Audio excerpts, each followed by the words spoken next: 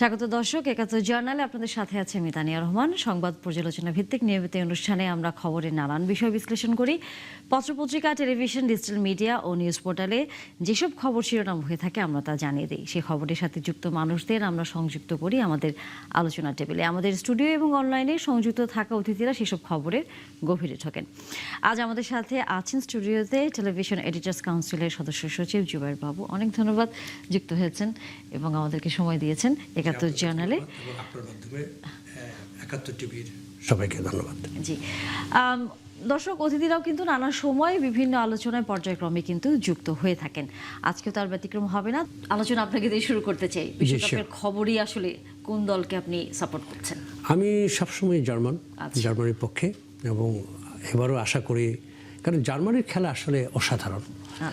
যদি ফুটবলের আমি যেটা যদি বলি শিল্প, খেলার ভিতরে তো একটা আর্টস থাকে, তাই না?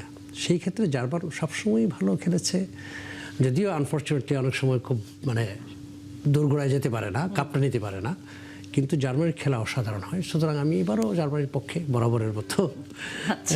ব্রাজিল আর্জেন্টিনার বাইরে, আপনি ব্রাজিল আর্জেন্টিনার বাইরে, যাক অনেকদিন পর আরেকজনকে পাওয়া গেল জার্মানির যিনি সাপোর্টার। আচ্ছা, আমাদের সাথে অন্যান্য অতিথিরা দর্শক যুক্ত হয়েছেন। এর মধ্যে doctor Mashrur Riaz, chairman policy exchange বাংলাদেশের, এবং একই সাথে যুক্ত আছেন ডক্টর মুস্তাফিজুর রহমান, শিক্ষা অর্থনীতি বিশ্লেষক। আপনাদের দুজনকেই স্বাগত জানাই এবং ধন্যবাদ আমাদেরকে সময় দিয়েছেন একাত্তর জার্নালে। মাশরুক রিয়াজ, আপনাকে দিয়ে যদি আলোচনা শুরু করি, সেটি হচ্ছে যে বাজেট আপনার দৃষ্টিতে, এর মধ্যে নিশ্চয়ই অনেক বিশ্লেষণ হয়েই গেছে, তারপরেও জানতে চাই আপনার দৃষ্টিতে কেমন হলো এবারের বাজেট? ধন্যবাদ। দেখেন, বাজেটটা এই নতুন সরকার, নতুন বলছি বেশি দিন হয়নি, 3 মাস 20 দিনের মাথায় নবনির্বাচিত সরকারকে বাজেটটা দিতে হয়েছে একটা খুব ডিফিকাল্ট ইকোনমিক কনটেক্সট। অ্যাকচুয়ালি দুইটা কনটেক্সট আছে, একটা ইকোনমিক আর একটা পলিটিক্যাল যে প্রেক্ষাপট, সেটা আসলে একটু বোঝা দরকার বাজেটটা কেমন হয়েছে সেটা বুঝতে গেলে। সো ইকোনমিক কনটেক্সটটা হচ্ছে যে গত কয়েক বছরের ধারাবাহিকতায় একটা স্ট্রাগলিং ইকোনমি এই সরকার ইনহেরিট করেছে, উত্তরাধিকার সূত্রে পেয়েছে, এবং সেখানে একদিকে ইকোনমির ভিত্তি, যেটা ম্যাক্রো ইকোনমি বলি আমরা, সেটা দুর্বল। ইনফ্লেশন বাড়ছে, ফরেন এক্সচেঞ্জ রিজার্ভ আগের চেয়ে একটু ভালো হয়েছে কিন্তু এখনো দুর্বল। দ্বিতীয় হলো অর্থনীতির প্রবৃদ্ধির চাকাগুলো সবগুলো sluggish, investment, small business, exports এবং এমপ্লয়মেন্ট। আর তৃতীয়ত হলো সরকারের যে ইকোনমিকে ইনফ্লুয়েন্স করার ক্ষমতা, মেইনলি তার ফিসক্যাল ক্যাপাসিটির মাধ্যমে, রাষ্ট্রের যে আর্থিক শৃঙ্খলা, সেটাও বেশ ভগ্ন অবস্থায়। এটা হলো ইকোনমিক প্রেক্ষাপট। আর পলিটিক্যাল প্রেক্ষাপটটা, বহু বছর পরে ইলেক্টেড গভর্নমেন্ট, পলিটিক্যাল গভর্নমেন্ট, তাদের কাছে ভোটার সিটিজেনদের প্রত্যাশা অনেক, প্লাস একটা ডেমোক্রেটিক এনভায়রনমেন্টে একটা ইলেক্টেড গভর্নমেন্ট সে প্রো পিপল এবং প্রো ডেভেলপমেন্ট হয়, সেটার চাপ বা প্রত্যাশা এবং সেই ডেলিভারির চাপ, এই প্রেক্ষাপটে কিন্তু বাজেটটা দিতে হয়েছে। তো সেইখান থেকে আমি বলবো বাজেটের সবচেয়ে বড় যে ফিচারটা উঠে আসছে, যেটা বাজেটের ফিলসফি বলি আমরা, সেটা হলো যে বাজেটটা বেশ কম্প্যাশনেট, মানবিক। সেটা আমি কেন বলছি, সিটিজেন্স, ইন্ডিভিজুয়ালস এবং বিজনেস, এই দুইটা গ্রুপের জন্যই কিন্তু সাধারণত বাজেটের সময় একটা কনসার্ন থাকে যে অনেক ধরনের করের বোঝা, ব্যয়ের বোঝা বাড়বে নাকি। সেটা কিন্তু বাড়েনি অন অ্যাভারেজ, দুই একটা ছোটখাটো জায়গা ছাড়া। মোটামুটি এবার অনেক বছর পরে একটা বাজেট খুব করের কোনো বোঝা অন অ্যান অ্যাভারেজ, মোটা দাগে বলি বা কর পড়তা, এটা বাড়ায়নি, বরঞ্চ অনেক জায়গায় কমিয়েছে। ছাড়ের মতো অনেক জায়গায় আপনার ট্যাক্স কনসেশন দিয়েছে। তো এইটা কিন্তু এই বর্তমান যে একটা কয়েক বছরের ইনফ্লেশনের অভিঘাত, সেখানে কস্ট অফ লিভিং, কনজাম্পশন, এগুলো কমে গেছে, ব্যবসার কস্ট বেড়ে গেছে, সেই জায়গায় একটা স্বস্তি দিবে। দ্বিতীয়, ইভেন ইন্ডিভিজুয়াল লেভেলে কর মুক্ত আয় সীমা, সেটাকে খুব বেশি না বাড়ালেও 25,000 টাকার মতো বাড়িয়ে 375,000 করেছে। আমার মতে এটা 4.5 লাখ করা উচিত ছিল, তাহলে ইম্প্যাক্টটা আরো ভালো হতো, বাট নেভারদালেস বাড়িয়েছে। আপনার সোশ্যাল প্রোটেকশন, যেটা সামাজিক সুরক্ষা কর্মসূচি, প্রায় 14% ইনক্রিজ করেছে, এবং সেখানে অবভিয়াসলি নিউ স্কিম গুলো, ফ্যামিলি কার্ড, ফার্মার্স কার্ড, ধর্মীয় উপাসনালয়ের স্টাফ, তাদের জন্য ভাতা, এগুলো ইনকর্পোরেট করা হয়েছে। তো এইটা আমার মনে হয় এগুলো সবগুলোই মানুষের এবং ব্যবসার যে এই উচ্চ ব্যয়ের কষ্টে আছে গত কয়েক বছর, সেটা একটু লাঘব করতে সহায়তা করবে, কারণ আর বোঝা বাড়ানো হয়নি। আর তার সাথে সাথে ইকোনমির কিছু দুই একটা বড় প্রবলেম, যেমন এনার্জি পার্টিকুলারলি, এটা ইরান ওয়ারের পরে অনেক প্রকট হয়েছে, কিন্তু আসলে আমরা কিন্তু এনার্জি ক্রাইসিস আরো 2 বছর আগে থেকেই আছি। এটা বাংলাদেশের আভ্যন্তরীণ বিভিন্ন পলিসি ফেইলিওর বা প্রবলেমের কারণে। সেই জায়গায় এনার্জি IMF এর চাপ আছে ভর্তুকি কমানোর, কিন্তু আমরা দেখছি যে 37,000 কোটি টাকা পাওয়ার, 6,500 কোটি টাকা LNG তে অ্যালোকেশন ভর্তুকি দেওয়া হয়েছে। এটা দরকার আছে, কারণ এনার্জির পুরো ইকোনমিকে এফেক্ট করার অনেক মাল্টিপল ট্রান্সমিশন চ্যানেল আছে, শ্রমিকের মুভমেন্ট, ফ্রেট মুভমেন্ট, এগ্রিকালচার, বিদ্যুৎ। তো সেই জায়গায় এনার্জিতে সাহসী সিদ্ধান্ত নিয়ে যে অ্যালোকেশন বাড়ানো হয়েছে, এটা ভালো। তবে যেই জায়গাটায় বাজেট আরো একটু ভালো করতে পারতো বা আরেকটু এখনো সুযোগ আছে একটু ডিফারেন্টলি কিছু করার, সেটা হলো অর্থনৈতিক কৌশলে বাজেটের ভূমিকা। যেমন আমাদের ইনফ্লেশন এই মুহূর্তে আই থিঙ্ক সবচেয়ে বড় প্রবলেম, কারণ এটার মাল্টি ডাইমেনশনাল এটার ইম্প্যাক্ট। এটা ঠিক না হলে ইন্টারেস্ট রেট কমবে না, বাজারের ডিমান্ড বাড়বে না, ভবিষ্যতে এক্সচেঞ্জ রেটের উপর ডিভ্যালুয়েশন প্রেসার হবে, সেই রিস্ক থেকে আমরা মুক্তি পাবো না। সেই ইনফ্লেশন ট্যাকেল করার জন্য স্ট্র্যাটেজিটা কি এবং সেইখানে বাজেটের ভূমিকা কি হতে পারে, সেটা কিন্তু ক্লিয়ার না। এবং একইভাবে বাজেটের যে কাঠামোটা, বাজেটের সাইজ পার্টিকুলারলি, দেখেন এটা পলিটিক্যাল গভর্নমেন্ট, আমি শুরুতেই বলেছি মানুষের অনেক প্রত্যাশা, কিছু ব্যয় বাড়াতে হবে, কিছু এরিয়াতে ব্যয় বাড়াতে হবে, ডেভেলপমেন্ট, এডুকেশন, হেলথ ব্যয় বাড়াতে হবে, এবং বাড়িয়েছে, হেলথ এন্ড এডুকেশনে বাড়িয়েছে, ডেভেলপমেন্টে প্রায় 48% এক্সপেন্ডিচার, প্রপোজড এক্সপেন্ডিচার বাড়ানো হয়েছে। কিন্তু এই হাই ইনফ্লেশনের সময় এই বাজেট বৃদ্ধির বিষয়টাকে খুব কেয়ারফুলি আসলে অ্যানালাইজ করতে হয় এবং আনতে হয়, কারণ যেখানে ব্যয় না বাড়ালেই নয়, যেখানে ব্যয় বাড়ালে economic return, human capital return বা ন্যাশনাল একটা ক্রিটিক্যাল ইস্যুর রেজলিউশন আছে, সেই জায়গাগুলো বাদ দিয়ে আসলে ব্যয়টা না বাড়িয়ে বরঞ্চ ধরেন গতবারের সাইজের যদি নিয়ে সেখান থেকে রিঅ্যালোকেট করা, রিপ্রায়োরিটাইজ করা, যেখানে ইনএফিসিয়েন্সি বা ওয়েস্টেজ আছে সেগুলো বন্ধ করা, সেইটা একটা বেটার অ্যাপ্রোচ। না হলে ইনফ্লেশন যুদ্ধটা আরো শক্তিশালী হয়ে মানে সরি ইনফ্লেশন যুদ্ধটা আরো ডিফিকাল্ট হয়ে যায়। আপনার কাছ থেকে আমি জাস্ট একটা প্রশ্ন করতে চাই, সেটা উনি চমৎকার বলেছেন কতগুলো কথা। সেটা হচ্ছে যে বিএনপির যে ম্যানিফেস্টো ছিল, যেটা এবার আমরা দেখেছি যে তারা যে ম্যানিফেস্টো দিয়েছে নির্বাচনের আগে, প্রতিশ্রুতিগুলো, মানে এই বাজেটে আপনি এটার কি ধরনের রিফ্লেকশন দেখতে পাচ্ছেন? বাবু ভাই, এটা কি আমাকে প্রশ্ন? আচ্ছা আচ্ছা, শিওর। না না, সেটা আমি যে বললাম যে একটা বড় রিফ্লেকশন দেখতে পাচ্ছি সোশ্যাল প্রোটেকশনে। সোশ্যাল প্রোটেকশনটা কিন্তু মানবিক সমাজ গড়ারই একটা অংশ, যেটা বিএনপির ইলেকশন ম্যানিফেস্টো বা কমিটমেন্টে ছিল, এবং সেইখানে অনেকগুলো স্কিম ছিল বা মানে প্রমিস ছিল, যেটা ফ্যামিলি কার্ড, ফার্মার্স কার্ড, কৃষকদের ঋণ মৌকুফ, সেটার তো আমরা দেখছি যে ফ্যামিলি কার্ডকে এখানে অনেক স্কেল আপ করা হচ্ছে। এই যে সোশ্যাল প্রোটেকশন যেখানে 14% অ্যালোকেশন বাড়ানো হয়েছে, সেইখানে খুব সম্ভবত প্রায় 40 লাখে এইবার স্কেল আপ করা হবে ফ্যামিলি কার্ডের ডিস্ট্রিবিউশন, রাইট? সুতরাং এটা যদি রাইট টার্গেট করা যায়, এটাকে যদি নির্মোহভাবে এটা ডিজাইন করা যায়, মানে কারা রিসিপিয়েন্ট হবে, তাহলে এটা তো একটা চমৎকার ইম্প্যাক্ট, উইমেন এম্পাওয়ারমেন্ট, রুরাল ইকোনমির এক্সপ্যানশন সেই জায়গায় আছে। তবে আমার একটা ক্যাভিয়েট, সেটা হলো ইনফ্লেশন যদি না কমে, এই যে হাই ইনফ্লেশন এবং যেটা বাড়তির দিকে আছে, তাহলে এইটার বেনিফিটটা যেভাবে আমরা হওয়া উচিত এবং হতে পারে, ইম্প্যাক্টটা হয়তো তার চাইতে কম হবে। ডক্টর মুস্তাফিজুর রহমান, আপনারা যদি কিছু যুক্ত করা থাকে এখানে। হ্যাঁ, থ্যাংক ইউ। আমি শুনছিলাম খুব মনোযোগ দিয়ে মাসুদ রিয়াজ সাহেবের কথাগুলো। আমি অনেকগুলো পজিটিভ কথা এসেছে, আমি পজিটিভগুলোর সাথে আর অ্যাড না করে আমি দুটো বিষয় নিয়ে আলাপ করতে চাই। একটি হচ্ছে বাজেট, ওভারঅল বাজেট যদি বলা হয়, যেটা হচ্ছে যে পলিটিক্যাল গভর্নমেন্ট, জনমানুষের যে প্রত্যাশা, নির্বাচনী যে ম্যানিফেস্টো ছিল, ইলেকশন নির্বাচনী ইশতেহার, তারপর তাদের প্রথম বাজেট, একটি চ্যালেঞ্জিং মোমেন্টে ওনারা বাজেটটি প্রণয়ন করতে হয়েছে। সেই জায়গা থেকে দেখলে overall budget is good. But যে কোশ্চেনগুলো মনের দাগ কেটে গিয়েছে, সেটি হচ্ছে এগেইন কালো টাকাকে সাদা করার একটি সুযোগ রাখা হয়েছে এবং সেই টাকাগুলোকে অনেক যে আমাদের কিছুদিন থেকে বিভিন্ন যে কোম্পানিগুলো যে কথাগুলো বলছিল যে সাদা করলে প্রশ্ন করা যাবে না বা এই ধরনের সেই কথাগুলো নিয়ে আসা হয়েছে, যেটিকে আমি মনে করছি যে এটি একটি আমাদের জন্য খুব দুর্বল সাইড।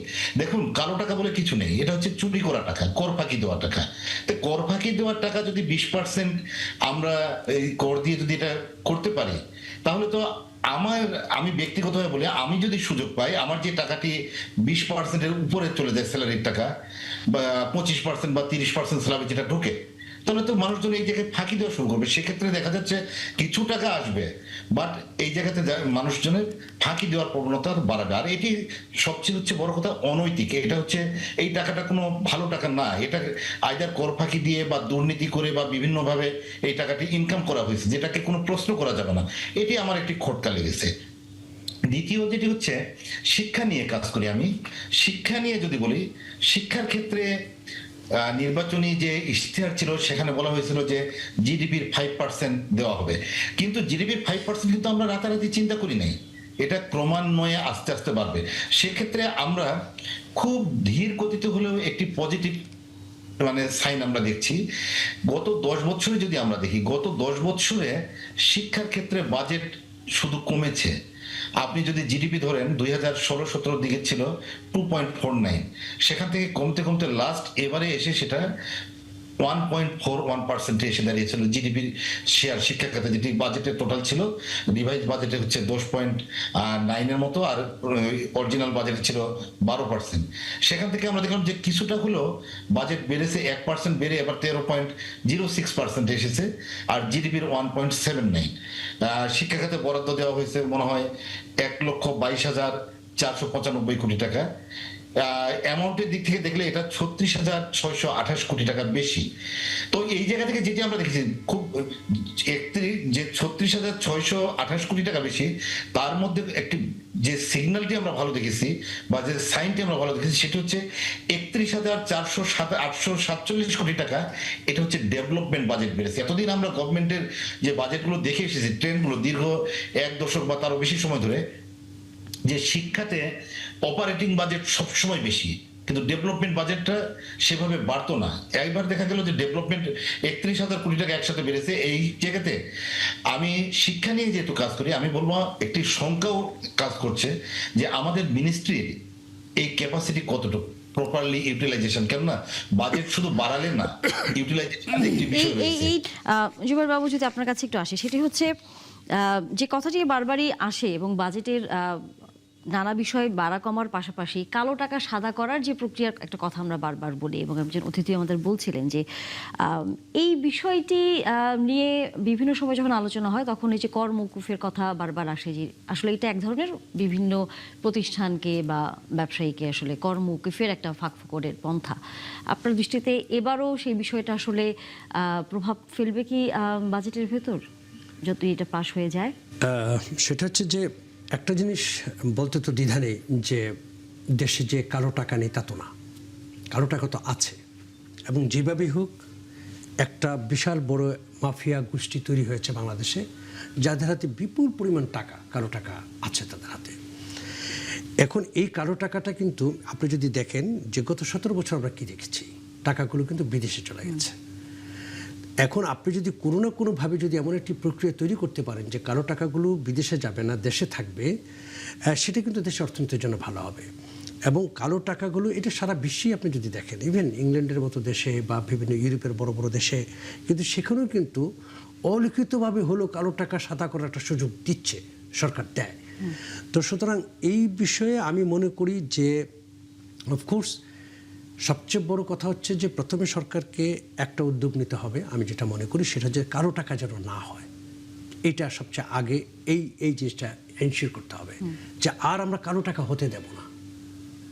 পাশাপাশি যেই কালো টাকাগুলো এক্সিস্ট করে সেগুলোকে কিভাবে এটা আসলে সাদার ভিতরে নিয়ে আসা যায়, মানে ফর্মাল ইকোনমির ভিতরে নিয়ে আসা যায়, এই বিষয়টা যদি নিয়ে কাজ করে তাহলে আমার মনে হয় যে এটা দেশের অর্থনীতির জন্য খারাপ হবে না, ভালো হবে।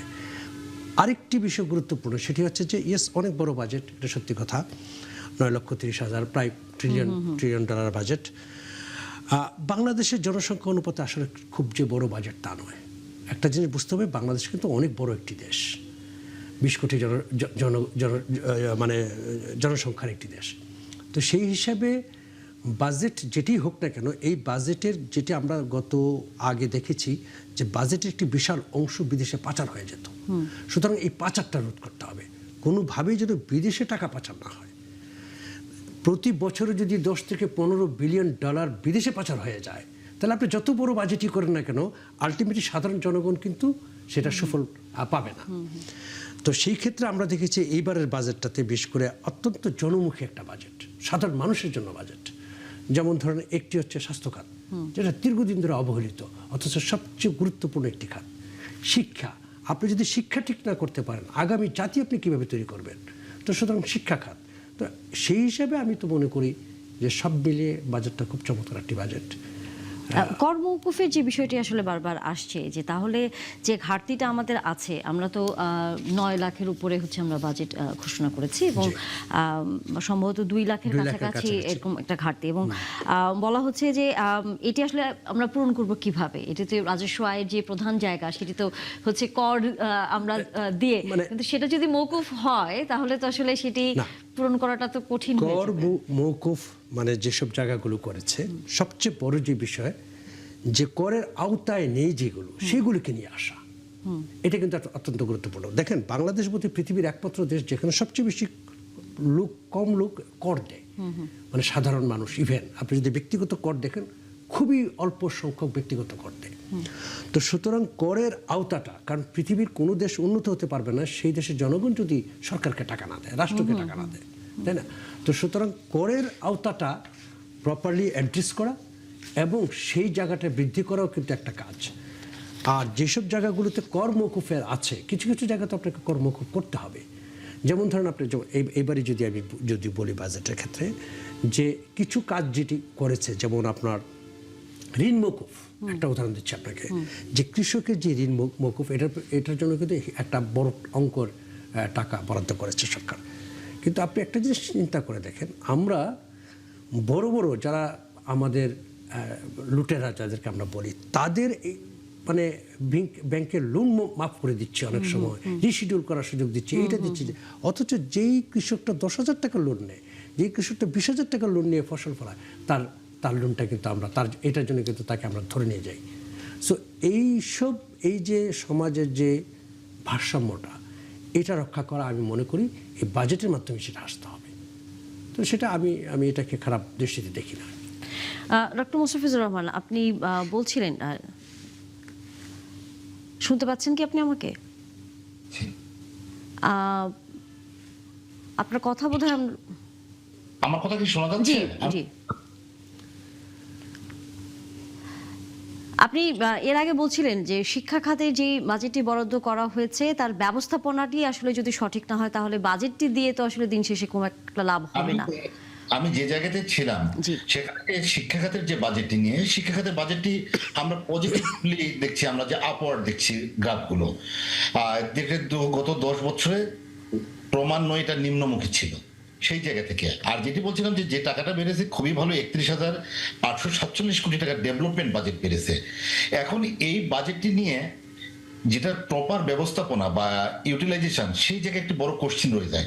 আপনি যদি প্রিভিয়াস এক্সপিরিয়েন্সগুলো দেখেন তাহলে প্রতিবার দেখা যায় আমাদের অপারেটিং বাজেট যেটি অনুন্নয়ন বাজেট, যেটাতে বেতন ভাতা বা এগুলো, সেই টাকাটা প্রতিবারই ঠিক মতো খরচ হয়ে যায়। বাট অল্প পরিমাণ টাকা যেটি দেওয়া হতো এতদিন, যে উন্নয়ন বাজেট, সেই টাকাটি দেখা যাচ্ছে যে আনস্পেন্ড থাকতো। এবার আমাদের গভর্নমেন্টকে যে ডিসিশনটি নিতে হবে, দেখুন যেগুলো হচ্ছে অনুন্নয়ন বাজেট, অপারেটিং বাজেট, সেগুলো অটোমেটিক্যালি মাসে স্যালারি, বোনাস, এগুলো অটোমেটিক্যালি চলে যাবে। কিন্তু আমাদের উন্নয়ন বাজেটটির জন্য গভর্নমেন্টকে, বিশেষ করে মিনিস্ট্রিগুলোকে, প্রাথমিক ও গণশিক্ষা মন্ত্রণালয়, শিক্ষা মন্ত্রণালয়, এনাদেরকে এখনই প্ল্যান করতে হবে এবং অর্থ মন্ত্রণালয় থেকে এই টাকাটি যথাসময়ে সার্ভ করতে হবে। আমাদের উন্নয়ন বাজেটের শিক্ষাতে আমরা দেখেছি এটি যে তোড়জোড় শুরু হয় একনেকে থেকে, যেটা আমরা বলি শুরু হয় ঠিক যে অক্টোবর নভেম্বর নাগাদ, ডিসেম্বরের দিকে এটা এপ্রুভ হয়, তারপর জানুয়ারি ফেব্রুয়ারির দিকে কাজ শুরু হয়, তারপর 2-3 মাসের মধ্যে বিল অ্যাডজাস্ট হয়। সেই জায়গা থেকে যদি আমরা বের হয়ে আসতে না পারি তাহলে 31,847 কোটি টাকা, প্রায় 32,000 কোটি টাকা যেটি বেড়েছে, সেই টাকাটির সুফল আমাদের শিক্ষাক্ষেত্রে পাওয়া যাবে না। এমনিতে আপনারা জানি যে শিক্ষাক্ষেত্রে আপনারা জানেন যে শিক্ষাক্ষেত্র সবচেয়ে ভঙ্গুর অবস্থায় রয়েছে।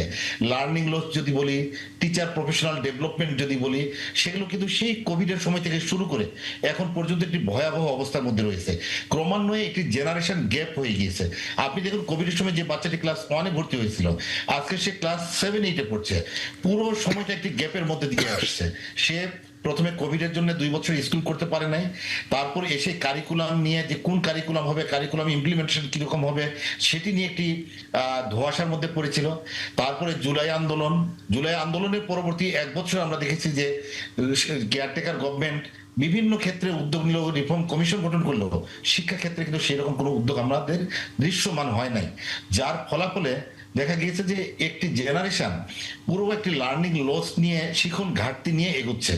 এখন আমাদের এই গভর্নমেন্টের যে বাজেটটি দিয়েছে সেখান থেকে প্রপারলি আমাদের শিখন ঘাটতি কোন লেভেলে রয়েছে সেই জিনিসটি একটি অ্যানালাইসিস করা, দেন সেই শিখন ঘাটতিটা কিভাবে আমরা পূরণ করা যায় সেটার জন্য একটি প্রপার প্ল্যান করতে হবে। সেটি এক্ষুনি করা দরকার, কেননা আমাদের টাকা কিন্তু 31,000-32,000 কোটি টাকা আমাদের হাতে এসেছে। সেই টাকাটি নিয়ে গভর্নমেন্টের প্ল্যান করতে হবে। কি ধরনের পরিকল্পনাটা করলে পরে আমরা যে আপনি যে ঘাটতিগুলো কথাগুলো বলছিলেন, যে অব্যবস্থাপনার কথাগুলো বলছিলেন, সেটি আসলে থাকবে না? এটি ঘাটতির জন্য একটি প্রথমে হচ্ছে সমন্বয় দরকার। আপনি দেখবেন যে আমাদের 2টা মিনিস্ট্রি এখন কিছুটা সমন্বয় আমরা দেখতে পাচ্ছি নতুন গভর্নমেন্ট আসার পরে। এর আগে কিন্তু আমরা দীর্ঘ সময় সমন্বয়হীনতা দেখেছি। এমনকি আমাদের সাবেক যে কিছুদিন আগে যে অন্তর্বর্তী সরকার ছিল সেখানেও আমরা এই সমন্বয়হীনতা দেখেছি। সো 2টি মন্ত্রণালয়ের মধ্যে একটি প্রথমে সমন্বয় নিয়ে আসতে হবে, প্রথম যে জিনিসটি জরুরি। দ্বিতীয় হচ্ছে গভর্নমেন্টের একার দ্বারা এই কাজটি সম্ভব না। এখানে শিক্ষক সংগঠন যেগুলো রয়েছে সেই শিক্ষক সংগঠন প্লাস হচ্ছে মিনিস্ট্রি এবং যে এনজিও গুলো রয়েছে আর তাদের সকলকে নিয়ে একসাথে যদি প্ল্যান করা যায় তাহলে হবে। দেখা যায় আমাদের কাজগুলো হয় কি, মিনিস্ট্রি এবং এনসিডিবির মাধ্যমে কিছু ডিসিশন নেওয়া হয়, নিয়ে মাঠ পর্যায়ে চাপিয়ে দেওয়া হয়। মাঠ পর্যায়ে যে শিক্ষক, আপনি যে কারিকুলাম এর আগে যে ঘটনাটি ঘটেছিল, আমাদের এনসিটিভি কিছু অনলাইনে প্রশিক্ষণ ছেড়ে দিল, কিছু টিওটি করে টিচারকে প্রশিক্ষণ দিল, কিন্তু মাঠ পর্যায়ের শিক্ষকটির কাছে প্রপার মেসেজটি পৌঁছে না যে কিভাবে এই কারিকুলাম বাস্তবায়ন হবে। এটার সাথে আপনার সাথে একটু আমি প্রশ্নটা করতে চাই, সেটা হচ্ছে যে একই সাথে তাদের শিক্ষকদের বিশেষ করে বেতন কাঠামোর একটা বিশাল বড় হচ্ছে আমরা বৈষম্য আসলে দেখি, যার জন্য কয়েকদিন পরপরই আমরা দেখি শিক্ষকদের মাঠে নামতে হয় এবং এটি নিয়ে এক ধরনের তাদের আন্দোলনেও যেতে হয়। বেতন কাঠামো যদি নিয়ে বলেন, বেতন কাঠামো এটা হচ্ছে আদার ইস্যু। এটা এই বেতন কাঠামো নিয়ে আমরা সবসময় যেটি বলে এসেছি যে শিক্ষকদের জন্য আলাদা স্কেল করা উচিত, শিক্ষক নিয়োগের জন্য আলাদা কমিশন গঠন করা উচিত। এখন দেখুন, এখন পর্যন্ত যে বেতন স্কেল রয়েছে, এখানে ভালো কোনো স্টুডেন্ট, যারা ব্রিলিয়েন্ট স্টুডেন্ট, তারা কিন্তু বিসিএস ক্যাডারেই বলি আর প্রাথমিকে বলি শিক্ষার্থী তার কিন্তু পছন্দের চাকরি না, সে অন্য কোথাও চাকরি পাচ্ছে না বলে এই চাকরিটাতে যাচ্ছে। সকলেই না, কিন্তু একটি বড় অংশ। সেই জায়গা থেকে যদি এটি অ্যাট্রাকটিভ করা হয় ক্যারিয়ার পাথটাকে, আপনি কলেজে দেখুন একজন কলেজের প্রভাষক হিসাবে যিনি জয়েন করছে বা প্রাথমিকে যে সহকারী শিক্ষক হিসেবে জয়েন করছে, তার ক্যারিয়ার পাথ কিন্তু নেই। শুধু বেতন তো দিলে হবে না, ক্যারিয়ার পাথও কিন্তু থাকতে হবে। সকলেই চায়, যেমন ইউনিভার্সিটিতে একজন লেকচারার হিসেবে জয়েন করছে, উনি কিন্তু প্রফেসর হয়ে যাচ্ছে 12 বছর পরে, বাট একজন প্রাথমিকে যদি অ্যাসিস্ট্যান্ট প্রফেসর হিসেবে, অ্যাসিস্ট্যান্ট টিচার হিসেবে জয়েন করে, উনি কিন্তু হেড টিচার হতে পারছে না, সেই ক্যারিয়ার পাথটি নেই। তো এটি হচ্ছে আলাদা যে ক্যারিয়ার পাথটি দেখা দরকার। কিন্তু আমি যে জায়গায় আসছিলাম যে শিক্ষক উন্নয়নের জন্য যে প্রশিক্ষণ দরকার, সেই জায়গাটি প্রপারলি কাজ করা হয় নাই। এবং আমাদের দুঃখজনক যে ঘটনাটি ঘটেছে, এখন টোটাল যে আমাদের প্রাথমিকের, বিশেষ করে যদি বলি যে টোটাল যে স্টুডেন্ট, তার মাত্র 54% এখন আপনার প্রাথমিক বিদ্যালয়ে যাচ্ছে, বাকিগুলো কিন্তু গভর্নমেন্ট প্রাথমিক বিদ্যালয়ে পড়ছে না। একটি বড় অংশ কিন্তু মাদ্রাসার দিকে চলে যাচ্ছে। যে আমি এখানে একটা শুধু কথা বলতে চাই আপনাকে, যেসব মানে একটু একটা যে শিক্ষা ব্যবস্থা আমরা যত বড় বাজেটই করি না কেন, বাংলাদেশের যে বর্তমান শিক্ষা ব্যবস্থা, সেখানে ধরুন নানান ধরনের ব্যবস্থা রয়েছে। আপনি জানেন মাদ্রাসা রয়েছে, স্কুল, 25 ধরনের শিক্ষা ব্যবস্থা। তা এখন এই যে বিভিন্ন ধরনের শিক্ষা ব্যবস্থা, এটা যদি সার্বজনীন না করা যায়, তাহলে কি আসলে বাজেট যত বড়ই হোক না কেন সেখানে আমরা সুফল পাবো কিনা? আমরা সার্বজনীন, যেটি আপনি খুব সুন্দর একটি কোশ্চেন তুলেন, সার্বজনীন আমরা হয়তো এখনকার যে প্রেক্ষাপট, অনেকবার উদ্যোগ নেওয়া হয়েছে, সেটি হয়তো করা সম্ভব হবে না বা কঠিন হবে। কিন্তু আমাদের বর্তমানে যে শিক্ষা ব্যবস্থা রয়েছে তার মধ্যে একটি বড় অংশ রয়েছে যারা কিন্তু আমাদের নিয়ন্ত্রণের না, তারা কি কারিকুলাম পড়াচ্ছে বা কি হচ্ছে আমরা জানি না। সো আমাদের যদি এই কিন্তু এটা কি রাষ্ট্রের দায়িত্ব না যে অবশ্যই রাষ্ট্রের দায়িত্ব। আমি সেই জায়গাতে আসছি, এই টেরিটরিতে এই দেশের বাচ্চাদেরকে কেউ যদি পড়াতে যায় তাহলে অবশ্যই ওখানে কি পড়ানো হচ্ছে রাষ্ট্র সেই কারিকুলাম নির্ধারণ করে দিবে, রাষ্ট্র আধুনিক শিক্ষা ব্যবস্থা তৈরি করে দিবে। মাদ্রাসাতে যেটি হচ্ছে, আপনি দেখুন আলিয়া মাদ্রাসা, তাদেরকে কিন্তু একটা সুন্দর সিস্টেমে আছে, তাদেরকে আপনার বাংলা ইংরেজি 6টি সাবজেক্ট তাদেরকে দেওয়া হয়েছে, তারা পড়ছে এবং আধুনিকীকরণ করা হচ্ছে যাতে মাদ্রাসা থেকে বের হয়েও একটি স্টুডেন্ট ঢাকা ইউনিভার্সিটিতে ভর্তি হতে পারে, এবং সেটি কিন্তু এখন হচ্ছে, তার সংখ্যা কম না। মাদ্রাসা থেকে বের হয়ে একটি স্টুডেন্ট যেন বিসিএস পরীক্ষায় অংশ নিতে পারে, তারা কিন্তু নিচ্ছে এবং বিসিএস ক্যাডারে তারা চান্স পাচ্ছে। This is good sign. আমরা চাচ্ছি অন্য যেটা, বিশেষ করে আপনি ধরুন কওমি মাদ্রাসার যে স্টুডেন্ট তারা কিন্তু আমাদেরই সন্তান, তাদের পড়াশোনাটাকে আমাদের একটি সিস্টেমে নিয়ে আসতে হবে এবং তাদেরকে কারিকুলাম এবং তাদের ডেভেলপমেন্ট এবং ওই মাদ্রাসাগুলোতে কি পড়ানো হচ্ছে, বাচ্চাগুলোর ওখানে কিভাবে থাকছে, সেই জিনিসগুলো কিন্তু আমাদের রাষ্ট্রকে এটাকে মনিটরিং বা পর্যবেক্ষণ যেটি বলি, এটাকে সুপারভিশন যেই জায়গাতেই আপনি যেই ল্যাঙ্গুয়েজে আনেন সেটাকে নিয়ে আসতে হবে এবং এই বাচ্চাগুলোকে জন্য বাজেট বরাদ্দ করতে হবে। কিন্তু আমাদের যে বাজেট, সেই বাজেটে দেখবেন যে কওমি মাদ্রাসার জন্য কোনো বরাদ্দ কিন্তু নেই। আমাদের এই বাজেটে দেখবেন যে 3টি জায়গা রয়েছে, প্রাথমিক ও গণশিক্ষা মন্ত্রণালয়ে আপনি বাজেট দেখবেন এই জায়গাতেও আসলে বলা যায় এক ধরনের বৈষম্য আছে। মানে আমি আরেকটা জিনিস বলছি, আপনি নিজেই বলেছেন যে 25 ধরনের শিক্ষা ব্যবস্থা, 25 ধরনের শিক্ষা ব্যবস্থা কি আমাদের এই যে পুরো জাতিকে কি 25টা শ্রেণীতে বিভক্ত করছে না? 25টা শ্রেণী আমরা তৈরি করছি না? আমরা সেই জায়গাটাতে এখন যদি আমরা বলি 25 ধরনের শিক্ষা ব্যবস্থা, 25টা শ্রেণীকে যদি আমরা একটি আনতে চাই, সেই জায়গা থেকে জি বলুন, আমরা যদি রাতারাতি সেটাকে চেঞ্জ করতে চাই সেটি কিন্তু আমাদের আরো একটি বড় কেওয়াস তৈরি করবে। বরঞ্চ 25টিকে কমিয়ে যদি আমরা 20টিকে আনতে পারি বা তারও কম আনতে পারি, কিন্তু তাদেরকে প্রতিটি বাচ্চার জন্য কমন কিছু সাবজেক্ট আমরা করে দিতে পারি, বিজ্ঞান মনস্ক আধুনিক শিক্ষায় শিক্ষিত করতে পারি। তারপরে যে হচ্ছে ইংলিশ মিডিয়ামে আপনি যেহেতু বলছিলেন যে আসলে শিক্ষা বা ব্যবস্থাপনার যে মূল যে জায়গাটি, যে আসলে কি পড়াশোনা আমরা করাবো, কারণ আমরা এক একবার এক এক রকম পদ্ধতি দেখেছি, সৃজনশীল দেখেছি, আমরা এর আগেই দেখেছি যে ক্লাস 5-এর বৃত্তি পর্যন্ত তুলে দেওয়া হয়েছিল, এখন আবার সেটি ফিরে এসছে। এই যে প্রতি বছর নানা রকম এক্সপেরিমেন্টের মধ্য দিয়ে শিক্ষা ব্যবস্থাটি যাচ্ছে, তাতে বাজেট যেটি হোক না কেন, তাহলে সামনে আপনি নিজেও যখন বলছিলেন কথা যে করোনা থেকে শুরু করে বেশ কিছু ঘটনার কারণে জেনারেশন অনেকটা বিশাল বড় একটা গ্যাপের মধ্যে পড়ে গেছে, সেখানে যখন 25টি ধারার হচ্ছে পড়াশোনা হয়, তাদেরকে আপনি সমন্বয় আসলে কিভাবে করবেন? আমরা উত্তরটি নিব, তবে এই মুহূর্তে আমরা যেতে চাই খুলনায়। আমাদের সহকর্মী যুক্ত হয়েছেন এর মধ্যে খুলনা থেকে। আমরা যেহেতু কিছুক্ষণ আগে সংবাদে বলছিলাম যে খুলনা সিটি মেডিকেল হাসপাতালে আগুনের ঘটনা ঘটেছে এবং 12টি ইউনিট সেখানে কাজ করছে, সেখানকার সর্বশেষ খবরাখবর আমরা একটু জানবো আমাদের সহকর্মীর কাছ থেকে।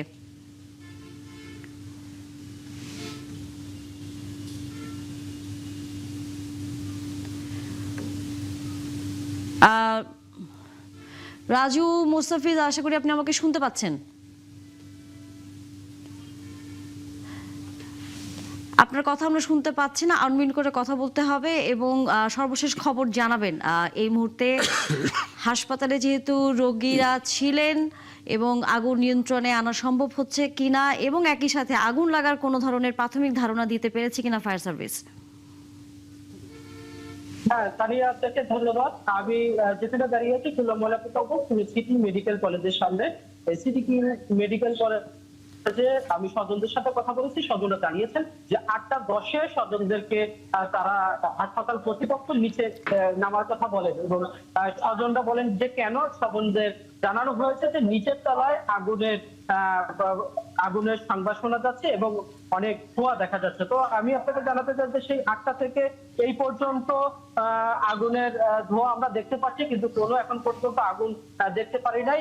এবং ফায়ার সার্ভিসের 10টি ইউনিট কাজ করেছে এবং এখন পর্যন্ত কাজ করছে এবং খুলনা শহরের অন্যান্য প্রাইভেট ক্লিনিকে এখানে আতঙ্কের জন্যই যত রোগী আছে তার বেশিরভাগই রোগী খুলনা বিভিন্ন হাসপাতালে তারা ট্রান্সফার করে নিয়ে গেছেন এবং অনেক রোগী আমরা দেখেছি যে তারা স্বজনরা নেই, কিন্তু স্বেচ্ছাসেবক যারা রয়েছেন তারা অন্য অ্যাম্বুলেন্স এনে এবং তাদেরকে বিভিন্ন জায়গায় নিয়ে যাচ্ছে। এবং খুলনা শহরের আইন শৃঙ্খলা বাহিনী এবং যৌথ বাহিনী, পুলিশ, র্যাব, তারপরে সেনাবাহিনী, সব শ্রেণীর মানুষ এবং সাথে যুক্ত রয়েছেন খুলনা শহরের স্বেচ্ছাসেবকের অনেক কর্মীরা। আপনারা দেখতে পাচ্ছেন যে এই কর্মীরা সেই 9টা 8টার পরপর থেকেই তারা আগুন নিবানোর চেষ্টা করছেন এবং বিভিন্ন হসপিটালে রোগীদের পাঠানোর চেষ্টা করছেন। এবং আপনাকে একটা জিনিস জানাতে চাই যে সেটা হচ্ছে এখানে দুটি ভবন রয়েছে, একটি ভবন খুলনা মেডিকেল কলেজ হসপিটাল এবং এখানে লেখা আছে খুলনা সিটি মেডিকেল কলেজ।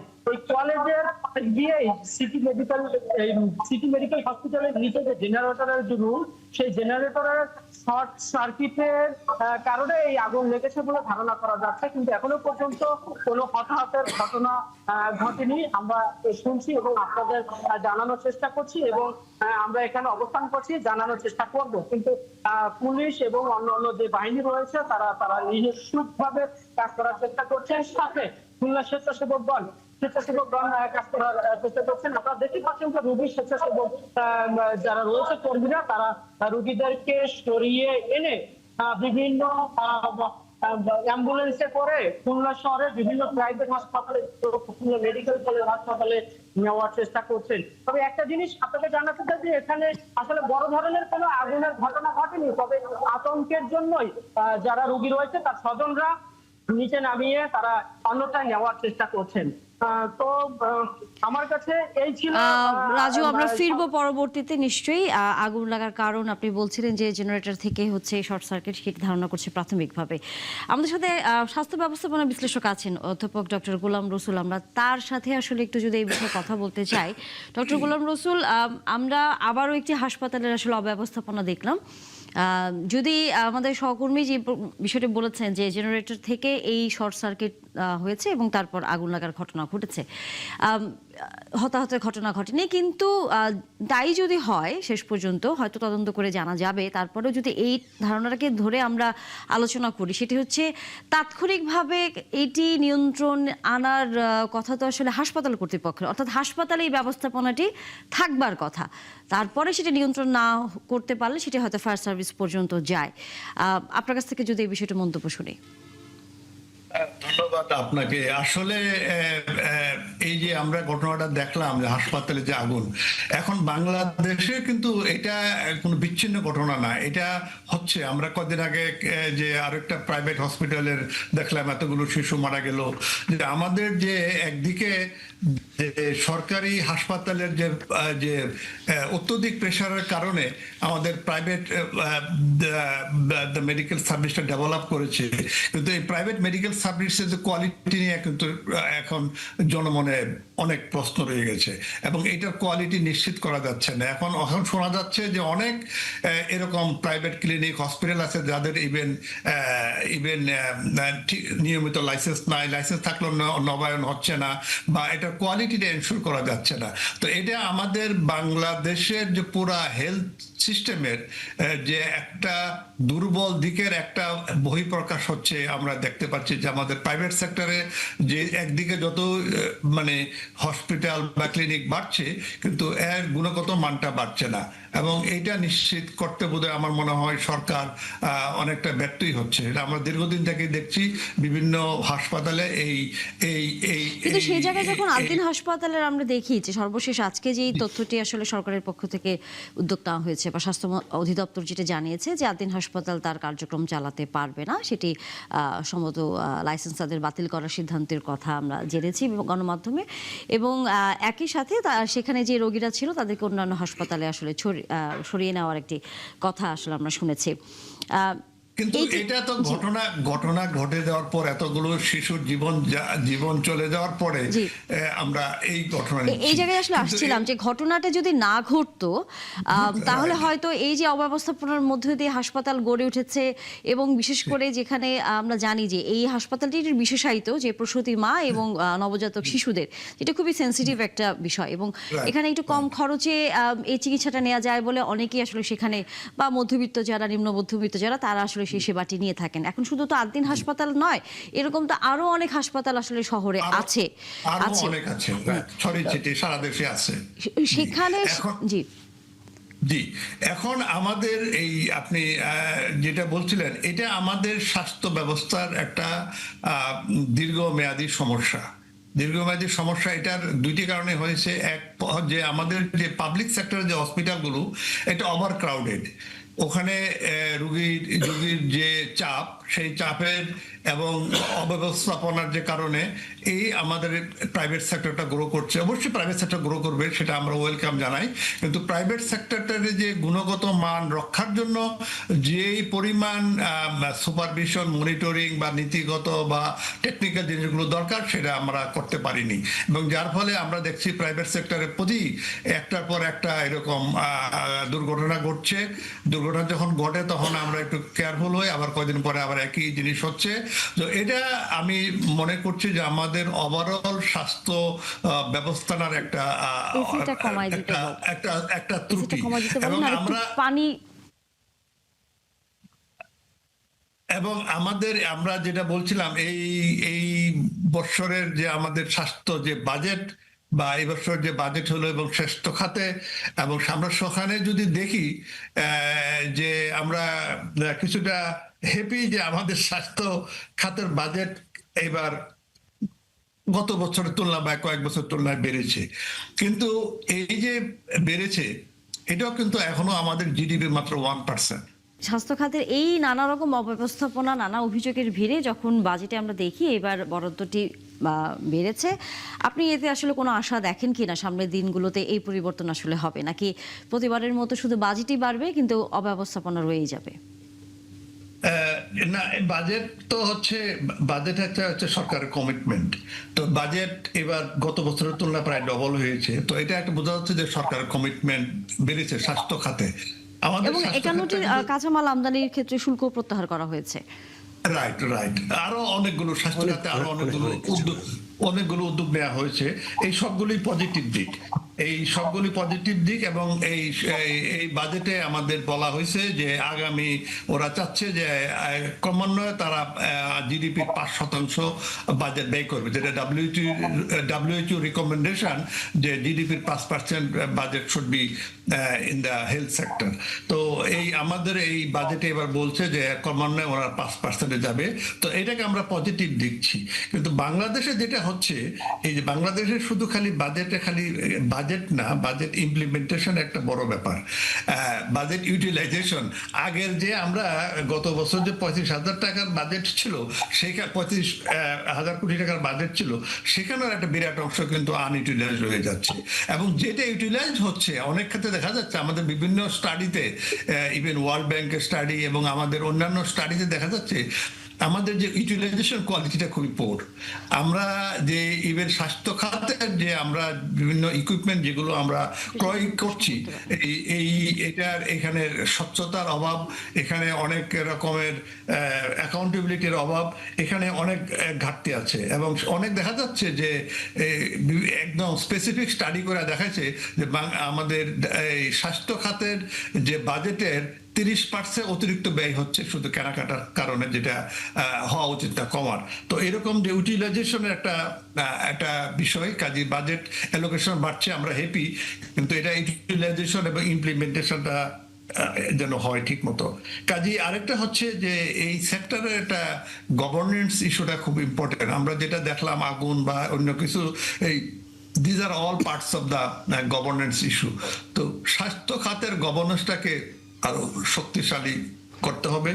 এবং এই ব্যাপারে শুধু সরকার যে কমিটমেন্ট, যেটা আমরা এই বাজেটে দেখলাম, সরকার অনেকগুলো উদ্যোগের কথা বলছে, যেটা স্বাস্থ্য ব্যবস্থাকে, যেমন ইভেন গ্রামীণ পর্যায়ে, ইউনিয়ন পর্যায়ে স্বাস্থ্য সেবাটাকে বাড়ানো, উপজেলার স্বাস্থ্য কমপ্লেক্সের শয্যা সংখ্যা বাড়ানো, শক্তিশালী করা, এবং জেলা পর্যায়ের যে হাসপাতালগুলোকে মানে বিশেষায়িত হাসপাতালে রূপান্তরিত করা, এই সবগুলো কিন্তু। এই জায়গায় আপনার কাছে একটা প্রশ্ন, সেটা হচ্ছে যে আমরা জেলা পর্যায়ে হোক বা গ্রাম পর্যায়ে আমরা হয়তো হাসপাতাল করে দিচ্ছি বা স্বাস্থ্য কেন্দ্রগুলো তৈরি করছি, কিন্তু প্রধান যে সমস্যাটি সেখানে থাকে সেটি হচ্ছে চিকিৎসক। ঢাকা রাজধানী ছেড়ে চিকিৎসকরা যেতে চান না, তখন তাদেরকে যেই পাঠানোর ক্ষেত্রে প্রধান কারণ তারা বলেন যে ধরনের সুযোগ সুবিধা হোক বা বেতন কাঠামো সেটি আসলে সেখানে তেমন পাওয়া যায় না বলে তারা আসলে যেতে চান না, যার জন্যই প্রতিবারই আমরা দেখি যে আমি একটু পাশাপাশি আরেকটা জিনিস বলবো, সেটা হচ্ছে যে বাজেট, অবভিয়াসলি যে বাজেট তো আমাদের দরকার ডেভেলপমেন্টের জন্য, কিন্তু এই যে বাজেট বাড়ালাম কিন্তু স্বাস্থ্য খাতে স্কিলস, যেটাকে আমরা বলি স্কিলস ডেভেলপমেন্টের আসলে সুযোগটা কোথায়? এটার জন্য আলাদা কোনো বাজেট আসলে সেখানে আছে কিনা, এটা একটি বিষয়। 2 নম্বর হচ্ছে যে হাসপাতাল থেকে আরম্ভ করে যারা স্বাস্থ্যসেবা দিয়ে থাকে সাধারণ মানুষদেরকে, তাদের কিউসিটা কে আসলে কন্ট্রোল করবে? এই কিউসি কন্ট্রোল করার আসলে ওয়েটা কি? নতুবা তো আমরা তো আসলে এইভাবে মানে চিকিৎসা নিতে যে আগুনে পড়ব, কিংবা নবজাতক শিশু মারা যাবে, তো সেক্ষেত্রে কি হবে? এই আমাদের এই বর্তমান বাজেটে আমরা যেটা দেখছি, তারা কোয়ান্টিটির কথা বলছে যে আমরা কোয়ান্টিটি বাড়াচ্ছি, এই সুযোগ বাড়াচ্ছি, আমরা নতুন ডাক্তার হায়ার করছি, আমরা স্বাস্থ্যকর্মী হায়ার করছি, কিন্তু আপনি যেটা বললেন যে কোয়ালিটি কন্ট্রোলের যে বিষয়টা, যেটা আমাদের আসলে ঘাটতি, একটা হচ্ছে কোয়ালিটি কন্ট্রোল, আর একটা হচ্ছে মোটিভেশনাল ইস্যু কিন্তু রয়ে গেছে। এই যে আমাদের হসপিটালগুলো যেটা আছে উপজেলা পর্যায়ে, প্রায় দেখা যাচ্ছে যে অর্ধেকের বেশি পদ শূন্য থাকছে না, যারা থাকছে তারাও ঠিক মতো কাজ করছে না, এই ব্যাপারগুলো নিশ্চয়তা করা যাচ্ছে না। তারপর যেই জেলা পর্যায়ের যে স্পেশালাইজড যে হাসপাতালগুলোকে আমরা বলছি যে এগুলোতে স্পেশালাইজড ট্রিটমেন্ট দেওয়া হবে, কিন্তু সেটা কোয়ালিটিটাকে এনশিওর করবে, মানে ইটস এ ভেরি থিং। এবং আমরা এই বাজেটে কিন্তু এই কোয়ালিটির বিষয়টা আমার মনে হয় না আসে।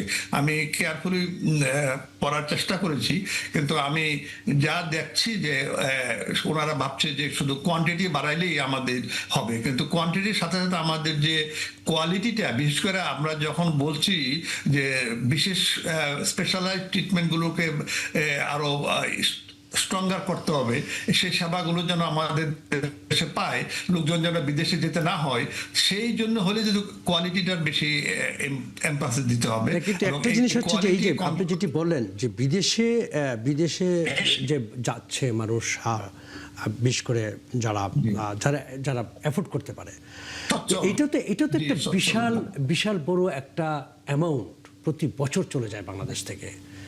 তো আমরা যদি বাজেটের কথা, আমরা যদি এই বিষয়টাও দেখি যে এই টাকাটাও যদি আমরা দেশে ধরে রাখতে পারি, তাহলে সেই ক্ষেত্রে কি যে প্রাইভেট যে ইনস্টিটিউটগুলো আছে সেগুলো কি আসলে ডেভেলপ করা সম্ভব না?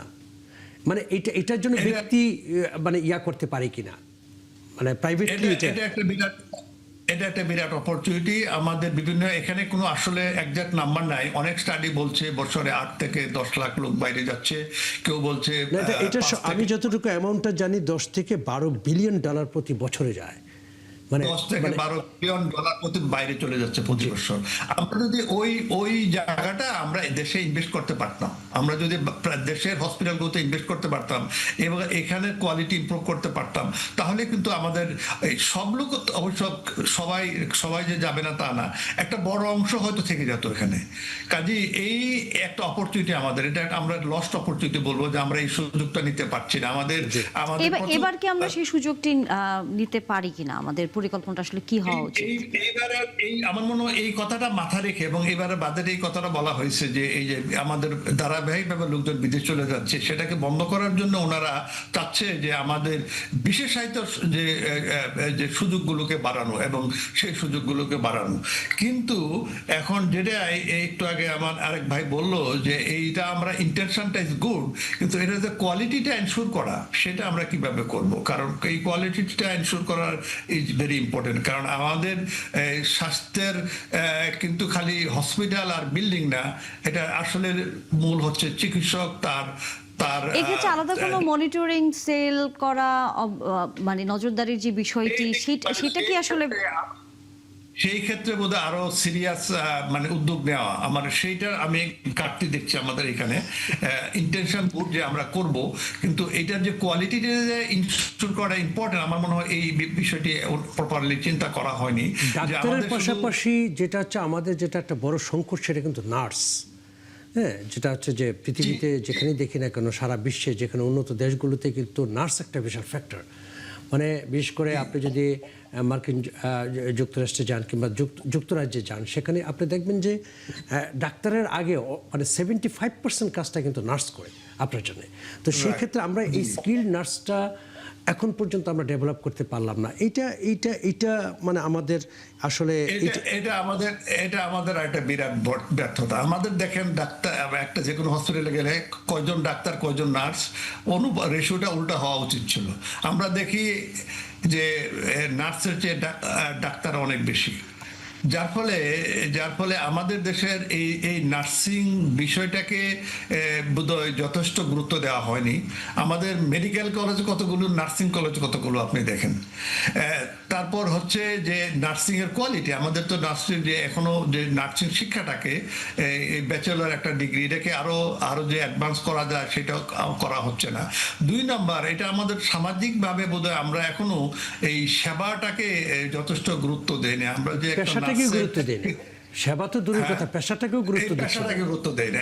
এটা বোধহয় একটা কারণ। আমাদের যারা নার্সিং এ যারা যায় তারা কিন্তু ভালো স্টুডেন্টে যেতে চায় না। নার্সিং এ যারা যায় তারা মানে এটার একটা দিন, কারণ এই নার্সিংটাকে আমরা এখনো রেসপেক্টফুলি দেখছি না।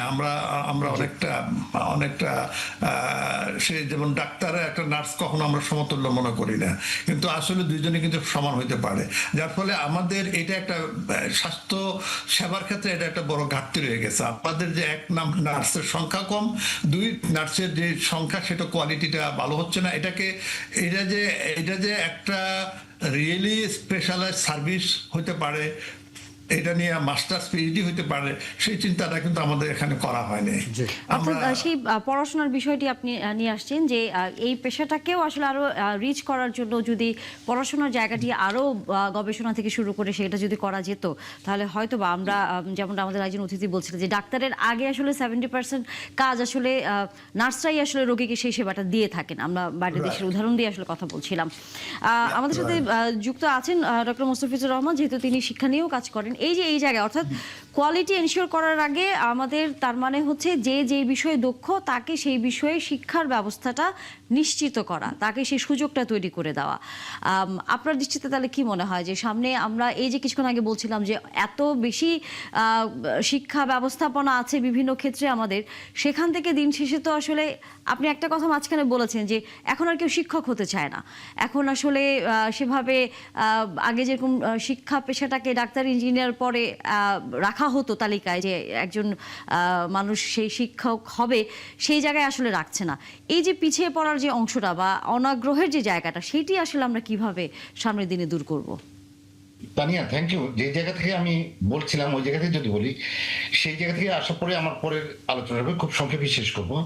সেটি প্রথমে হচ্ছে যে আমাদের এডুকেশনের ক্ষেত্রে একটি ন্যাশনাল গোল যেটা, সেটা কিন্তু আমাদের নেই যে আমরা কি অর্জন করতে। 25 ধরনের যে শিক্ষা ব্যবস্থা আমি বললাম, সেই 25 ধরনের শিক্ষা ব্যবস্থাকে আমরা কি একটি আমব্রেলার আন্ডারে নিয়ে আসতে পারি? এটার জন্য আমাদের গভর্নমেন্টের প্রথমে একটি প্ল্যান নিতে হবে। আপনি জাতীয় শিক্ষানীতি 2010-এ সেখানে কিন্তু 6টি সাবজেক্টের কথা বলা হয়েছিল যে বাংলা মিডিয়ামে পড়ুক, মাদ্রাসায় পড়ুক, ইংলিশে পড়ুক, তাকে 6টা সাবজেক্ট তাকে বাধ্যতামূলক পড়তে হবে। তা আমাদের এখন কওমি মাদ্রাসার সংখ্যা হঠাৎ করে কোভিডের পরে বেড়ে গিয়েছে এবং স্টুডেন্টরা সেদিকেই যাচ্ছে, ফ্যামিলিগুলো সেদিকেই যাচ্ছে। এটা রাজনৈতিক, সোশিও পলিটিক, ইকোনমিক ইস্যু, অনেক ফ্যাক্টর এখানে জড়িত। সেই জায়গায় আমাদেরকে ঠিক করতে হবে যে 25 হোক বা 20 হোক, যেটা হোক, আমাদের ন্যাশনাল গোল হচ্ছে একটি ঠিক করতে হবে। সেই ন্যাশনাল গোল আমরা অ্যাচিভ যদি করতে চাই, তাহলে আমার কি কি সাবজেক্ট লাগবে, প্রতিটা শিক্ষা ব্যবস্থায় সেই সাবজেক্টগুলো ইনক্লুড করতে হবে, বাধ্যতামূলক করতে হবে এবং সেগুলো পড়াতে হবে। অ্যাসেসমেন্ট সেটা ন্যাশনালি হতে হবে, সেন্ট্রালাইজ একটা অ্যাসেসমেন্ট হবে এবং সেগুলোকে মনিটর করতে হবে। এটি 1 নাম্বার। দ্বিতীয় হচ্ছে ন্যাশনাল গোল যখন আপনি সেট করবেন, তখন কিন্তু বাই ডিফল্ট একটি জিনিস চলে আসবে, সেটি হচ্ছে আমার মাস্টার্স পাস কি আমি সবাইকে করাবো, নাকি আমি টেকনিক্যাল ভোকেশনাল এডুকেশনের দিকে নিয়ে যাব। যখন টেকনিক্যাল ভোকেশনাল এডুকেশনের দিকে নিয়ে যাবো, কেননা আমার সবাইকে তো এমএ পাস করানোর দরকার নেই, সবাইকে আমার পিএইচডি করানোর দরকার নেই। যেই ছেলেটি যে লেভেলে দরকার, ক্লাস 8-এ যে আমাদের পরীক্ষার কথা বলা হচ্ছিল প্রাইমারি, সেটি 8 পাস করার পরে একটি গ্রুপ কিন্তু চলে যাবে সে টেকনিক্যাল ভোকেশনাল এডুকেশনে। তেমনি এসএসসি পাস বা এইচএসসি পাস করার পরে একটি গ্রুপ কিন্তু চলে যাবে আপনারা higher technical vocational education including nursing সিস্টেমে। নার্সিংও তখন কিন্তু একটি পার্ট হয়ে যাবে। তাহলে আপনি দেখবেন আমাদের হেলথে বলি, আমাদের জব প্লেসমেন্ট বলি, আমাদের জবের যে মার্কেটের সাথে অ্যালাইন করে যে জব মার্কেট তৈরি করা কারিকুলাম সবগুলো হবে। সেটার জন্য প্রথমে আমাদের গভর্নমেন্টকে, নতুন একটি গভর্নমেন্ট এসেছে, এই বাজেট তারা তড়িঘড়ি করে দিয়েছে। এই বাজেটে তারা যেগুলো দিয়েছে সেগুলো হচ্ছে নির্বাচনী ইশতেহারে, এবং যেগুলোকে জনবান্ধব বলবো না, আমি বলবো যে জনগণের খুব সহজে মন জয় করা যায় সেই রকম কিছু কথা রয়েছে। যেমন আমি বলি যে স্কুলগুলোতে ফ্রি ওয়াইফাই এক্সপানশনের কথা বলা হয়েছে, স্মার্ট ক্লাসরুমের কথা বলা হয়েছে, one teacher one tab initiative বলা হয়েছে, বাচ্চাদেরকে ফ্রি স্কুল ড্রেসের কথা বা ইউনিফর্মের কথা বলা হয়েছে, ফ্রি স্কুল ব্যাগ বলা হয়েছে, এই ধরনের জিনিসগুলো এসেছে। কিন্তু আমাদেরকে বিয়ন্ড এটার বাইরে যে চিন্তা করতে হবে ফর কোয়ালিটি এডুকেশন। আমাদের এই সময় কিন্তু একটি জিনিস কাজ করা খুব জরুরি, সোশ্যাল ইমোশনাল যে ইস্যুটি। আপনি দেখবেন যে ক্লাসরুমে বাচ্চারা সহিংস আচরণ করছে। আপনি আমাদের দুটো বিখ্যাত কলেজ রয়েছে, আমি নাম বলছি না, তারা কিছু ঘটনা না হলে দেখি আমরা মারামারি লেগে রাস্তা বন্ধ হয়ে যায়। কেন করছে? এটার জন্য কলেজগুলো তো দায়ী না। আমাদের বাচ্চাদের যে মনোজগতের যে সমস্যা, আমাদের সেই জায়গাগুলোতে নিয়ে কাজ করা দরকার। এগুলো হচ্ছে কোয়ালিটি এডুকেশনের জন্য দরকার। আমি একটা বিষয় শুধু একটু বলতে চাই, যেমন বিশেষ করে বাচ্চাদের নিয়ে যেসব শিক্ষকরা কাজ করেন, এটা সারা বিশ্বে একটি মানে প্র্যাকটিস, সেটা হচ্ছে যে তাদের শিক্ষাগত যোগ্যতার পাশাপাশি চারিত্রিক যোগ্যতা। তো এই জায়গাটা আমরা দেখেছি যে বাচ্চারা কিন্তু বিভিন্নভাবে কিন্তু নির্যাতিত হয়, শারীরিকভাবে লাঞ্ছিত হয়, এবং এই যে মানে ইভেন আপনি জানেন যে বিভিন্ন ধরনের অনেক বাজে বাজে ঘটনাও ঘটে। তো আমরা এই শিক্ষকদের চারিত্রিক যোগ্যতাটা বাংলাদেশে, বিশেষ করে যারা বাচ্চাদের সাথে কাজ করবে স্কুল লেভেলে, প্রাইমারি স্কুল লেভেলে, সেই জায়গাটাতে আমরা কিভাবে তাদেরকে আমরা আসলে করে তুলব, এই ব্যাপারে কোনো পরিকল্পনা আছে কিনা? আপনি দেখুন, আমি এর সাথে একটু আগে যাই। কিছুদিন আগে তানিয়া যেটি বলছিল যে সৃজনশীল শিক্ষা পদ্ধতি, আমরা কি সৃজনশীল শিক্ষা পদ্ধতি, যে শিক্ষক ক্লাসরুমে পড়াচ্ছে উনি কি সৃজনশীল শিক্ষা পদ্ধতি পড়ে এসেছে? অবভিয়াসলি না। তাহলে আমরা কিভাবে তাদেরকে প্রশিক্ষণের মাধ্যমে নিয়ে আসতে হবে। কিন্তু আমরা সৃজনশীল পদ্ধতির জন্য কি শিক্ষককে প্রশিক্ষণ দিতে পেরেছিলাম? সব শিক্ষককে আমরা পারি না, এবং সেটার ইভালুয়েশন হয় না। এমনি ভাবে আপনি যেই শিক্ষক, যিনি শিক্ষক পেশে আসবে, যেই লেভেলের বাচ্চাদেরকে, আপনি প্রাইমারিতে আপনি দেখছেন যে ছোট বাচ্চা, সেকেন্ডারিতে যাবো, এটা আরো ভয়ঙ্কর জায়গা। এটা বয়স সন্ধিকালীন একটা সময়, পিউবার্টি এরিয়া। এটা হচ্ছে ছেলেমেয়ের সেই সময় হরমোন চেঞ্জ হয়, বাচ্চারা খুব ইমোশনাল হয়ে যায়, এবং এই সময়টা মেন ডিরেল হওয়ার জায়গা থাকে। তা আমাদের শিক্ষকদেরকে, সেটা প্রাইভেট স্কুল হোক, মাদ্রাসা হোক, আর সরকারি হোক, বেসরকারি হোক, আমাদেরকে এটি গভর্নমেন্টের মনিটরিং এর আন্ডারে নিয়ে আসা দরকার। এবং যে শিক্ষক হবে সেই শিক্ষকগুলো অবশ্যই প্রশিক্ষণ পেতে হবে। সে এনজিওর মাধ্যমেই পড়াক আর যেখানে যাক। এটা আমি আরেকটা জায়গায় একটু টাচ করতে চাই। আপনি যেহেতু এটা নিয়ে কাজ করছেন, সেই জায়গাটা হচ্ছে যে আপনি বলেছিলেন যে বাংলাদেশের একটা বিশাল অংশ মাদ্রাসায় পড়াশোনা করছে, এবং সেখানে জানেন যে মাদ্রাসায় কিন্তু আবাসিক ব্যবস্থা রয়েছে। এখন বাচ্চাদেরকে, ছোট ছোট বাচ্চাদেরকে আপনি আবাসিক, তার মানে যে কারণে কিন্তু তাদের আসলে চাইল্ডহুড থাকে না, এবং এই যে চাইল্ডহুড তাদের হয় না, এবং একটি মাদ্রাসার মতো একটি জায়গাতে বাংলাদেশের মানে ভবিষ্যৎ প্রজন্ম বেড়ে উঠছে, এবং তাদেরকে আপনি রাত দিন রাখছেন, সেই জায়গাতে আসলে কোনো নীতিমালা প্রয়োজন আছে কিনা? আমি ওই জায়গাতে কিন্তু প্রথমে বলেছিলাম, আপনি কিন্তু আলিয়া মাদ্রাসাতে সেভাবে কিন্তু নেই, আপনার আবাসন নেই। আবাসন থাকলেও যেমন আমাদের যেমন কলেজগুলোতে যেমন হোস্টেল সিস্টেম আছে, আলিয়া মাদ্রাসাতেও কিছু মাদ্রাসায় হোস্টেল সিস্টেম আছে। কিন্তু যে কওমি মাদ্রাসা, সেই মাদ্রাসার আবাসন সিস্টেম গুলো ফুললি ডিফারেন্ট। সেখানে দেখবেন যে ওই যেই জায়গায় সে টুলের উপরে বসে পড়ছে, মাথা ঝুঁকিয়ে ঝুঁকিয়ে, কিছুক্ষণ পর টুলটা সরিয়ে ওখানে বিছনা বিছিয়ে ঘুমাচ্ছে সে। আবার শুক্রবার যখন আসছে, সে তার যায় না বিছানাটা যে উপরে ছাদে বা কোথাও রেখে ওখানে আবার আমরা যে নামাজ পড়ছি। অর্থাৎ ব্যবস্থাপনার ভিতরে আসলে যদি পরিবর্তনটি আনা যায়, তাহলে বাজেটটি যে উদ্দেশ্যে আসলে দেওয়া হয়েছে সেটি নিশ্চয়ই সুব্যবস্থাপনার মধ্য দিয়ে যাবে। আলোচনা আসলে শেষ করতে হচ্ছে। অনেক ধন্যবাদ ডক্টর মোস্তাফিজুর রহমান, এবং একই সাথে ধন্যবাদ ডক্টর গোলাম রসুল। আপনাকেও নিশ্চয়ই আগামীতে আবারও আপনাদের সাথে অন্য কোনো বিষয় নিয়ে কথা বলবার সুযোগ হবে আমাদের। আমরা শেষের দিকে আলোচনায় এই মুহূর্তে বিশ্বকাপ নিয়ে কথা না বললেই নয়, কারণ আমরা কিছুক্ষণ আগে উদ্বোধনী অনুষ্ঠান দেখছিলাম, এবং আমরা জানি যে বাংলাদেশ সময় রাত 1টায় প্রথম খেলা শুরু হবে, সেটা মেক্সিকো এবং দক্ষিণ আফ্রিকার মধ্যে। যুক্ত হয়েছেন আমাদের সাথে বিষয়টি নিয়ে কথা বলবার জন্য ফয়সাল তিতুমির, ক্রীড়া সাংবাদিক। অনেক ধন্যবাদ ফয়সাল তিতুমির, যুক্ত হয়েছেন আমাদের সাথে। উদ্বোধনী অনুষ্ঠান নিশ্চয়ই দেখেছেন, এর মধ্যে কেমন হলো জানার পাশাপাশি প্রথম খেলা যেটি কিছুক্ষণের মধ্যেই শুরু হবে, আপনার দৃষ্টিতে কে এবার ভালো করবে? উদ্বোধনী অনুষ্ঠান ঘিরে আসলে সবসময় একটা বাড়তি আকাঙ্ক্ষা, প্রত্যাশা কাজ করে, কারণ প্রত্যেক বছর একটা চ্যালেঞ্জ থাকে। বিশেষ করে কাতার যে স্ট্যান্ডার্ড সেট করেছে 4 বছর আগে উদ্বোধনী অনুষ্ঠানে, সো এইবারের এক্সপেকটেশনটা অনেক হাই। 3টা দেশ মিলে হচ্ছে, কিন্তু মুশকিলটা হচ্ছে যে এই কারণেই উদ্বোধনী অনুষ্ঠানটাকেও আসলে ভাগ করে ফেলা হয়েছে, 3টা দেশে একটু একটু করে হবে। ফলে আজকের উদ্বোধনী অনুষ্ঠান সত্যিকার অর্থে বলি একমাত্র শাকিরার পারফরমেন্স ছাড়া বাকি কোনো কিছু আসলে খুব একটা মন ভরেনি আমাদের, কারণ তার প্রতি আসলে আমাদের সবার হচ্ছে বা ভালোবাসা কাজ করে, তাই। ইয়েস, এবং তার চেয়ে বড় কথা হচ্ছে তিনি অনেকদিন পর বিশ্বকাপে আসলে ফিরলেন। 2010 সালের তার সেই ওয়াকা ওয়াকা গান এখনো কিন্তু সেটাকেই আসলে মানুষ মনে রেখেছে। তো এবারও তিনি থিম সং করেছেন, তার পারফরমেন্সটুকু ছিল। এছাড়া আসলে খুব বেশি চমক উদ্বোধনী অনুষ্ঠানে মেক্সিকো অন্তত দিতে পারেন, এখনো কানাডা পর্ব বাকি, ইউএসএ পর্ব বাকি। খেলায় যদি ফিরি, আসলে শেষ পর্যন্ত তো আকর্ষণের জায়গা সেটাই, বিশেষ করে ওপেনিং ম্যাচ যেটা, এটা খুবই নস্টালজিক একটা ম্যাচ। 2010 সালে ওই দুটো দল মিলে বিশ্বকাপ শুরু করেছিল, সেবার দক্ষিণ আফ্রিকা আয়োজক ছিল, এবার মেক্সিকো আয়োজক, এবং দক্ষিণ আফ্রিকা এখানে খেলতে এসেছে, এবং দুটো দলেরই অসাধারণ ফুটবল সমর্থক, ফ্যান, সাপোর্টার আছে। এখন আপনি যদি বলেন কে ভালো করবে এই মাঝে তো আপনার কাছে জেনে নি আপনি কোন দলকে সাপোর্ট করছেন? ওকে, ইফ দ্যাট ইজ অ্যালাউড, তাহলে আমি বলবো যে আমার দল এখন বিশ্ব চ্যাম্পিয়ন, আমরা এখন বিশ্ব চ্যাম্পিয়ন। সো আমার কাছে তো মনে হয় যে আমার দল আবারও বিশ্বকাপ ফাইনাল খেলবে। আমাদের আরেকজন অতিথি কিন্তু জার্মানির সাপোর্টার। ও, জার্মানি, যারা গত 8 বছর ধরে প্রথম পর্ব পার হতে পারেনি। না, আমরা খুব ভালো খেলি, আমরা শৈল্পিকভাবে খেলি, আমরা ফাউল করি না খেলাতে। তো সুতরাং সেই হিসাবে আপনি বলতেই পারেন যে ফাউল ছাড়া যদি কোনো একটা দল থাকে যারা ফাউল করে খেলে না, সেটা হচ্ছে জার্মানি। না, ঠিক আছে, এবারও তাহলে ফাউল ছাড়া খেলেন এবং প্রথম রাউন্ড থেকে যেন বিদায় না হন, অন্তত সেই চেষ্টাটা বা শুভকামনা। আমরা ভালো খেলতে চাই। যদিও দেখেন, আপনার এই কথাটা আমার মনে হয় একটা ভালো, এখানে কিন্তু এবার ডিবেটও আছে ওয়ার্ল্ড কাপে, সেটা হচ্ছে ইউরোপ এবং লাতিন দুটো ফুটবলের আসলে সাধারণত বিশ্বকাপ তারাই ঘুরে ফিরে যেতে, যেটা এখন ইউরোপ ডমিনেট করছিল, কিন্তু আর্জেন্টিনা সেই ডমিনেশনে ভাগ বসিয়েছে গত বিশ্বকাপে, এবং এবারেও মনে করা হচ্ছে যে লাতিনের দিকেই পাল্লাটা ভারী। যদিও স্পেন, জার্মানি, ইংল্যান্ড তারা তো থাকবে ফেভারিটের তালিকায়, স্টিল এবারে যেহেতু খেলাটা আমেরিকায় হচ্ছে, ফলে আর্জেন্টিনা বা ব্রাজিল ইভেন বা অন্য যে কোনো লাতিনের দল হতে পারে, কলম্বিয়া, উরুগুয়ে, তারাও কিন্তু একটা চমক দেখাতে পারে এবারের বিশ্বকাপে। না, বিশ্বকাপ এদিকে চলে আসবে, ইউরোপের দিকে চলে আসবে, কারণ কখনো সবসময় দেখবেন যে আপনি যেদিকে হয় তার অপোজিটে চলে আসে। তো লাস্ট টাইম 1994 ইউএসএ তে হয়েছিল ব্রাজিল চ্যাম্পিয়ন, তারও আগে 86 মাঝে মাঝে তো ব্যতিক্রম তো আর উদাহরণ হয় আর্জেন্টিনা চ্যাম্পিয়ন, ব্যতিক্রম কখনো উদাহরণ হয় না।